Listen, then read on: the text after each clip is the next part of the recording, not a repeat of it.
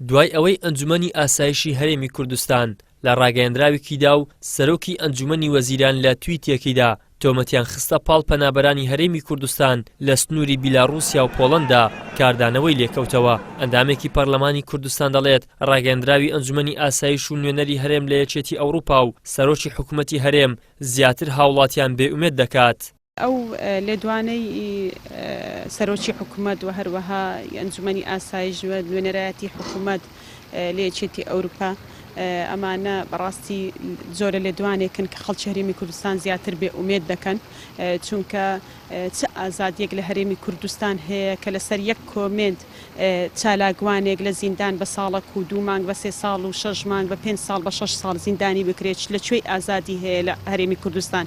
وهروەها تاوانبارکردنی خەڵکی هەرێمی کوردستان ئەوانەی کە کۆچیان کردووە بۆ هەندەران یاخود لە سنوورەکان ئێستا گیریان خواردووە کارێکی زۆر پێم وایە نامرۆڤانەیە، چونکە ئەوانە لە دەست زوڵم و ستەم و نادادی و بێکاری لە هەرێمی کوردستان ڕایان کردووە. ئەگەر نا پێم وایە هیچ هاوڵاتیەک لە هەموو دنیا خۆشەویستی خاکی خۆی بەوە نادا کە کۆچ بکە و ئەو هەموو معاناتەی هەبێ کە لە ناو هەرێمی خۆی یاخود لە ناو دەوڵەتی خۆی ژیانی ئیستقرار بێت. لای خۆشیەوە ڕۆژنامەنووسێک دەڵێت ڕوونەکە ئازادیەکان لە سایەی کابینەی نوێمدا بە تەواوەتی بەرتەسک کراونەتەوە و هاوڵاتیان بێئومێد کراون، هەر بۆیە هۆکاری کۆچی گەنجان تەنها برسێتی و بێکاری نییە.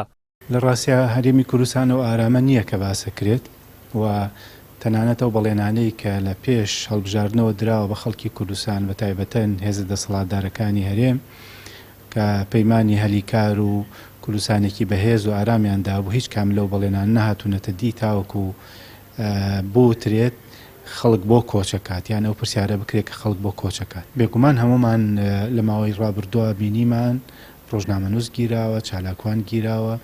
بێگومان دۆخی هەرێمی کوردستان لە ڕووی ئەمنیەوە خەللێکی گەورەی هەیە و لە کابینەی نوێ ئەو بەڵێنانەی درابوو بۆ ئازادی هیچی جێبەجێ نەکراوە، پێچەوانەکەی جێبەجێ کراوە.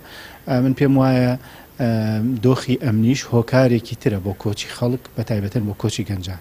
لەگەڵ دەست بەکاربوونی کابینەی نوێمی حکوومەتی هەرێمی کوردستان هەزوو ڕۆژنامەنووسان و چالاکوانان درکیان بەوە کرد ئەو کابینەیە کابینەیەکی پۆلیسیە و هاوڵاتیان و ڕۆژنامەنووسان و چالاکان لە سایەیدا پشوو نادەن. دەستگیرکردنی دەیان مامۆستا و ڕۆژنامەنووس و چالاکی مەدەنی لە ناوچەکانی بادینان و سزادانیان بە زیندانی هەرزوو ئەو ڕاستیەی ئاشکرا کرد.